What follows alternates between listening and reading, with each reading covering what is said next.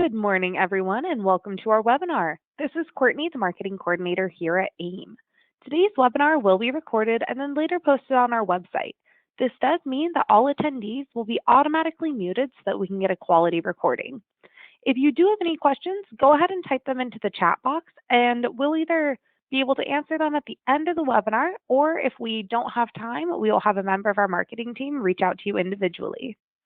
If you haven't already heard, we have already unveiled a new agent resource here at AIM called the 2-Minute Minute. It's our marketing team bringing you quick hit ways to talk to more prospects, write more business, and grow your agency. We know that most of our agents do a little bit of everything, so we made sure that we touch on every different sales technique we have. And we'll get it to you in just 2 minutes. We're posting new videos every Monday and Wednesday, so check out our Facebook, Instagram, LinkedIn, or YouTube pages and see what you might have missed. If you need any help accessing the videos, go ahead and give us a call at 800-672-7202. So with that, I'm going to hand it over to Don so that we can get started. Go ahead and take it away, Don. Thank you, Courtney. Good morning, everyone. Don Erickson here with AIM. Today, we have a special guest with Mutual of Omaha's Advanced Market Specialist, Steve Alloy. Today, Steve will be going over the long-term care for asset protection. Good morning, Steve. How are we doing this morning? Hey, thanks, Don. Good morning. Doing well. I always enjoy talking about this topic.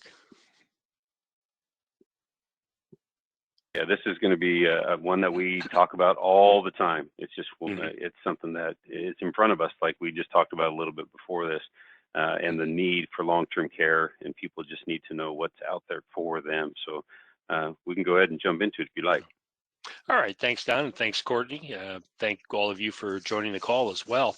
Today, I want to talk about, the slide says long-term care, how it protects your legacy, and basically how long-term care insurance can be one of the great asset protection tools that's out there. A lot of people want to talk about different asset protection devices, trusts and things, but there's a great asset protection tool readily available, and it's long-term care insurance.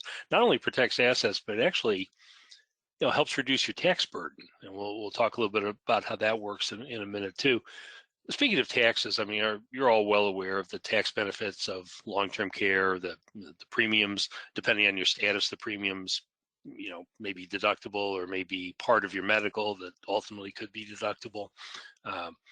And certainly the tax-free benefits at the time that the insured needs care. But are there some other benefits that long-term care insurance provides? Does it help you with taxes at the claim end, when you're on claim? And as far as asset protection, how does it protect against say somebody that says, well, I'm going to self-insure because I've got enough assets? I mean, you've probably met with people like that who say, hey, I'm just going to self-insure. They don't always look like this guy, but sometimes they do, I guess. Yeah, I'm going to self-insure. I got money. And well, two thoughts on that. Number one, most of the people that say that really don't know how much it's going to cost, and probably don't have enough to really self-insure, to really do it. But they just don't know that because they it feels good to say, hey, I'm going to self-insure. Maybe though they do have enough money to self-insure, to actually do it. But then I guess my question would be, why on earth would you want to do that? Did you make this money and protect this money by spending more than you had to? If you could spend 20, 30 cents on the dollar versus 100 cents, would you rather spend the 100? I mean, maybe you do have enough money to do that, but why would you want to do that? So but I understand sometimes that can be a tricky argument with a potential client, because they're talking money out of pocket today versus protecting against money out of pocket down the road. And today unfortunately a lot of times wins that argument. So but let's take a look at if does that make sense at all? Is there any part of self-insuring that makes sense? So I wanted to create a case study with similar people. I call them the shorts and the longs. And you can probably tell by the picture which ones are trying to self-insure and which ones have long-term care insurance. But go ahead and give it away. The shorts decide, nah, we're going to self-insure. We got some assets. Longs have exactly the same assets, but they decide, we're going to get that long-term care protection. So here's their scenario. All four of them. I wanted to create a scenario that almost presented kind of like a worst case scenario for long-term care insurance, just to see if we could kind of break it, if you will. So they're both 55, or all four of them, I should say, are 55 years old. Both couples have 500,000 in combined 401ks, 150,000 combined in IRA rollovers from previous jobs. Both live in a house worth 350,000, so they're exactly the same. Just the only difference is the longs say, yes, we're going to get that long-term care insurance. The shorts say, no, we're going to self-insure because look, we got all these assets. Look, we're good, we're fine. So, all right, now the longs. Again, I wanted to really stress the long-term care, really put it under stress. So I made it more expensive than your clients will probably buy. If you have somebody that'll buy this, great, but this is probably more expensive than most clients will do. I just wanted to see if spending this much still worked. So they get $6,000 a month benefit, 90-day elimination. They go for the 5% compound lifetime inflation, which, as you know, most people don't do that because that's expensive. So they have a combined annual premium a little over $13,000. So when that starts, it's like, wow, this is $13,000 that the shorts have every year that the longs don't. $1,180 a month, almost $1,200 a month. It's a lot of money. That's pretty expensive. Is that going to pay off in the long term? Well, let's take a look. So they're 55, and so let's go fast forward 25 years. And again, to keep the example, apples to apples here, when all four of them reach 80, they all four need institutional care and will not be returning home. So just wanted to make them similar examples. So let's say they all reach 80. At age 80, we have a cost of care calculator that's on our SPA, our Sales Professional Access page. It's one of the sales tools there. And using that cost of care calculator, that estimates that the national average in some places, some states and localities are going to cost more than this, but the national average is in 25 years, assuming 3% inflation, is going to be $220,819 per year for care, for one person's care. Right now, this year, it's a little over 105,000. So if those numbers, you're all in the industry, so those numbers probably don't shock you, but I think a lot of clients don't really appreciate what that cost is. They think, maybe they have an old picture of, $100 a day. $100 a day is better than $0 a day, but it's almost $300 a day right now. And that's going to a little more than double to $605 a day in 25 years. So yeah, I think a lot of clients maybe aren't thinking about that, maybe aren't quite aware of that. So at age 80, this is their situation. So they've been taking RMDs because they're above RMD age at that point. So the 401ks have gone down a little bit, because they've been taking the withdrawals. The IRA rollovers, however, they wanted to leave as is. So those have actually grown, assuming 6%. Those actually grew over the 25 years to 650. Home value grew too because inflation, real estate prices went up. So those $350,000 homes are now $730,000 homes. And unfortunately, all four of them need institutional care at age 80.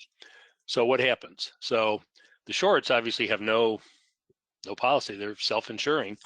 So year one, they got almost 221,000 times two. That is all theirs. They gotta pay that if they're self-insuring. Obviously leaving less for if there was a community spouse, it'd be leaving a lot less for the community spouse and liquidating assets and incurring taxation. So if you think about it, if somebody says, I have assets, I'll sell the assets and I can pay for the long-term care.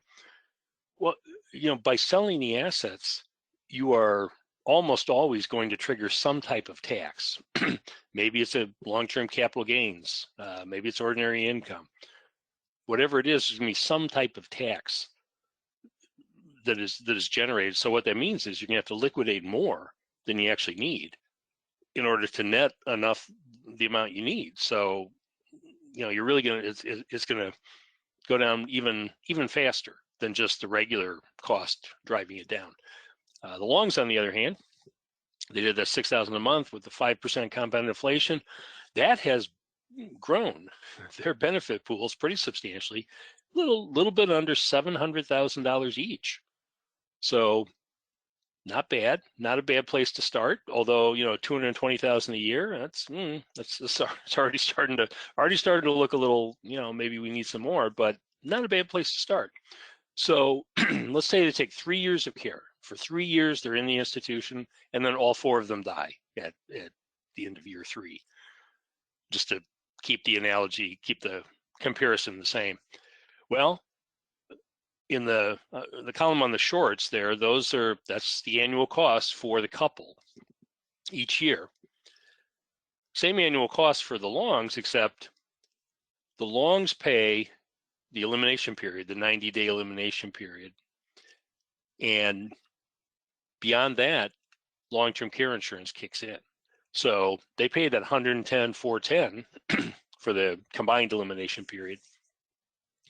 And the rest of it is paid by long-term care. And then years 2 and 3 is paid by long-term care because they've got enough. They're getting close by the end of year 3, but they've got enough to cover those 3 years of the cost. They have that from the long-term care. So what happens with the shorts? I mean, with the longs, obviously they get the benefits paid by LTCIs, tax-free benefits. There is no tax impact. The shorts, on the other hand, at age 80, they're going to have to actually withdraw. The cost is $441,000, but they're actually going to have to withdraw $613,000, assuming that they're at the 28% bracket. And they're going to have to take that out of their retirement accounts. So it's all going to be ordinary income. So year after that, they have to take another $411,000, which is be all that was left. That's the only reason it's a lower numbers. It's all that was left in the accounts by that point. So they're going to net a little under $300,000, but they're going to still have this $150,000 cost that they'll have to get from somewhere. Maybe home equity. Maybe they sell the house. Maybe they, whatever. But they're going to have to come up with that $158,000 after they've basically spent down their assets other than the house. And then at age 82, it's the same thing, except it's a bigger number by that point because there's nothing left to withdraw from. So legacy for the family, as far as protecting a legacy, not a lot left. I mean, assuming that the shorts did this through home equity, that would leave them with just under $103,000 still in home equity. Might be a little bit higher because over those 2 years at whatever inflation rate, the house might have gone up a little bit in value, but it'd be somewhere in the neighborhood of $103,000. Longs, on the other hand, have most of the 401ks. I mean, still we're taking RMDs, so that's gone down a little bit, but they're still invested, so it went back up a little bit. The IRAs, let's say they took the elimination period out of the IRAs, so those have gone down a little bit. Home value, and again, it's probably a little bit higher than it was when they were 80, but close enough, $730,000. So their family is going to net $1.57 million versus $103,000 in home equity at the shorts. Now you say, well, but they paid those premiums all those years. Yes, they did, and those were high premiums. Those were expensive. They got expensive policies. But think about this: the longs paid $13,113 a year for 25 years. So $327,826, and then they paid that $110 elimination period. So that's all they paid. The shorts, on the other hand, they paid for their care out of their assets, so they paid 1.365 million. Oops. So yes, there is a cost to owning long-term care, but is it $900,000? That's really the difference between the scenarios. When you take a look again, they've got the longs paid a total of $438,000 versus the 1.365 million. So yes, there is a cost to having long-term care insurance, but it beats the cost of care. I mean, that's the kind of the classic nature of insurance, is that by pooling the risk, by pooling the money, it's going to cost less if you go on claim. And this is a typical example. This is how it works.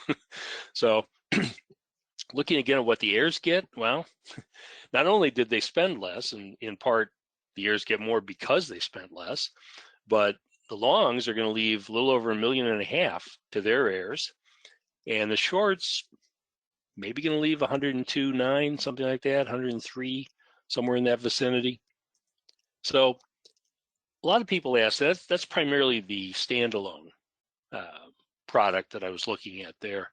But a lot of people like we have a long-term care rider on some of our life products, and some people like that combo, that using the rider with the idea that, well, what if I never need it? Hey, I need life insurance anyway. Why don't I just put a rider on the long-term care? So I want to say, well, would that work? Short answer is yes, that will still work. Now, it's going to cost a little more, because with the rider, at least, and there is some talk about, maybe down the road somewhere, be some modifications on this, but as the rider stands now, there's no inflation benefit on that rider. So you'd have to start with a number that would give you enough benefits down the road. So let's say they do each do $1 million life protection advantage, which is one of our index universal life policies that has the long-term care rider. And say they do a 2% rider on there. So that would give them $20,000 monthly benefit for 50 months. And that, in this scenario, that would work. That would provide for them. They would use the total of the $682,530 each in benefits, and they would have a remaining death benefit, because the cost, the long-term care comes off the death benefit. And then if you don't use the whole thing, if the policy doesn't go to zero or near zero, well, then there's still a remaining death benefit. Now the premium is going to be more. Joe's going to be about $15,500 a year, and Chris is going to be about $12,700. Because unlike, this is kind of the flip side of long-term care, where women's rates are higher with long-term care. Women's rates in life insurance are lower because they're likely to live longer, but unfortunately they're more likely to be in care longer. So they long-term care is higher, but this is kind of the flip side of that. So between ages 55 and when they die, because this, and again with this, I didn't stop the premium when they went on claim, because unless they have a waiver, might have a waiver, but let's say they kept paying the premium, so it's a little more expensive. But here's what they pay: a combined total premium of $790,000, a little over, and pay that $110,400. They still have the same 90-day elimination period. So is it still better, even paying that much? And that's a bunch. That's a lot. Still paying that much, is it still better than paying for care? Yeah, it is. Because they will net more, because they'll have their care paid for with a lower cost than if they'd paid for the care themselves. So that's about $900,000, give or take, versus the 1.365 million. And keep in mind too that yes, it's going to cost more, but they're actually going to get more. Their legacy is going to be bigger because they will have that remaining death benefit. So instead of the shorts are still at 102.9, but instead of the 1.5 million for the longs, they're at about 2.2 million because they have another 600,000 in death benefit coming in. So they're going to pay more than they would with the standalone, just because of the size of the death benefit they'd have to start with in order to get enough benefits down the road. So they'd pay more, but they're going to get more too. Their heirs are going to get more because of that remaining death benefit. So, if somebody, you may have clients that'll look at that scenario and say, well, I need the insurance anyway. I don't mind doing that. Some might say, well, no, I want to go with the standalone. That's, it's less out of pocket, and that works too. But basically, it seems like self-insuring. Why, it sounds good, maybe makes people feel good to say that they're going to self-insure, but it is the higher cost alternative. Because you think about it, you're paying 100 cents on the dollar for something that you could pay less than 100 cents on the dollar for.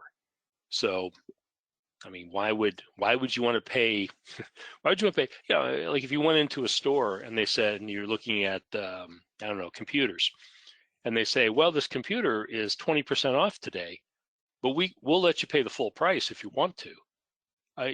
Who's going to want to? I mean, it'd be ridiculous, right? Well, that is kind of what self-insuring is. You're saying there are discounts available, but we would rather pay the full price. Kind of doesn't make sense. Doesn't make good economic sense. So some people may think, hey, I really exaggerated the differences. I made a good case for long-term care insurance. Well, here are my thoughts on that. I used today's tax rates when I was talking about how much, say, the shorts were going to have to liquidate in order to net enough in the way of benefits. So I used today's tax rates. So let me just ask, is it possible that tax rates will be higher in 25 years than they are today? I mean, nobody knows, but if I was going to guess, I think most people would probably say, well, probably be higher. So, okay. So then that would mean that the shorts would have to liquidate even faster. And also use 3% inflation, which that's been kind of the standard for a long time. But, we've seen some higher inflation lately. And do you think maybe inflation over the next 25 years, could it be higher than 3%? Yeah, it could. So if it is, and again, nobody knows. I mean, I kept thinking, interest rates were going to drop long before they did, or we're going to go back up long before they did. But, if inflation is higher over the next 25 years, what that means is, again, the cost is going to be higher, would probably still be covered on the long-term care side for the longs, but the shorts, again, between higher taxes and higher inflation, they're going to liquidate even faster. So they're going to they'll get to zero. I mean, they'll qualify for Medicaid at some point. So I don't know, using current rates, did I really exaggerate? I mean, I think I may have made it look better than it could wind up being. Could be exactly the scenario, could be a little better, but I think there's a decent chance it could be an even more stark difference by the time we get 25 years out. So, and again, as you all know, 7 out of 10 people who turn age 65 are going to need some form of long-term care. It may not be full-time institutional care, like in the example here. That is, of course, the most expensive, but they're going to need something in the way of long-term care. So, I think too, given the movement by a lot of states to put state-based plans in place, I think that with the option to opt out if you have private long-term care insurance, I think the next handful of years is just about the ideal time to get the long-term care story in front of people and get the word out on this. To like, hey, you can not only avoid the payroll tax that's going to fund these state-based plans, but you can also get the care that it's really going to matter, that you're really going to need at pennies on the dollar versus 100 cents on the dollar. Once if you have to pay yourself. So, and of course, I'm sure you're aware, Mutual Omaha is a leader in long-term care. We've got have a lot of tools. We've got great products. We have a lot of tools that can help you make the sale, help inform the clients and inform all of you on the ways that this can work for them. And certainly working with AIM, you got some good folks there at AIM that can work with you and help you out as well. So with that, this is our advanced markets team, and these pictures are a couple years old. We all sort of still look like that, I guess. But with that, I don't know if anyone had any questions while we were going through, but I'd be glad to take some time. I think we got a little bit extra time here. Be glad to take some questions. Yeah, Steve, didn't actually see any questions, but I know that people kind of don't ask some of the big questions. And the biggest thing, like you said, that you're showing like the full meal deal, that kind of stuff when you're talking about long-term care or even the hybrids. But as we talk, and the biggest thing, big or small, something is always better than not having anything. Oh yeah. Just like the shorts, they didn't have anything, so they're gonna basically pay everything up front. They don't have anything no benefits at all. And if you can supplement it, just supplement it with something. Yeah, that's a great point. Huge. I mean, just having anything in place. I mean, if the shorts, maybe they didn't want to do maybe an expensive plan, but maybe they do something. They do some kind of supplemental, saying, look, we can cover the first 6 months, whatever, but after that, we're going to need some help. And maybe it doesn't. Maybe it's not enough benefits to fully cover the cost, but at least it's it's something. They would preserve a whole lot more assets doing that than they would just doing nothing. Yeah, and it also takes when you don't have any benefits, you're paying for everything, like someone to come in and help you. I mean, if it's a family member, firsthand, I know this. My father-in-law, firsthand, he didn't have any benefits. My wife basically had to take care of him for about 3 years, and she became his caretaker and not his daughter, and it was a tough situation. And if I tell you what, if you'd had any kind of benefits, it would have been huge just for someone to come in and help her and her brother with her dad, because when she would go see him, he knew she had to physically do something for him, and it wasn't a good situation. It was she couldn't be the daughter that and love him. She did. I mean, she was a trooper, but still, it's one of those things that just doesn't happen. So, but that's true. Not having any questions other than that. The biggest thing is, we need to make sure also, as we're closing up here, is that contracting, making sure you're in compliance, making sure you're appointed so you can actually sell it if you have a client that comes to you and says, hey, I am interested, or you have someone that you're talking to. So making sure you're in compliance with contracting. We will reach out later today and tomorrow for questions, that we're going to help with for agents that have been on today. We had quite a few people on there. So great presentation. Very much appreciate you coming on, Steve, today and doing this. Oh, thanks for the opportunity to talk with you all. And certainly if you have questions, I mean, you shouldn't give AIM a call, or we're glad to work with you as well. Yeah. So again, Steve, thank you. Everybody here at AIM, any marketer, you can reach out to us. We'll reach out to you though. Our number is 800-672-7202. Have a very nice day, everyone. Stay warm. We'll get out of the snow. So thanks again, Steve. Take care. All right. Thanks. Thanks, Doug. Take care. All right. Bye.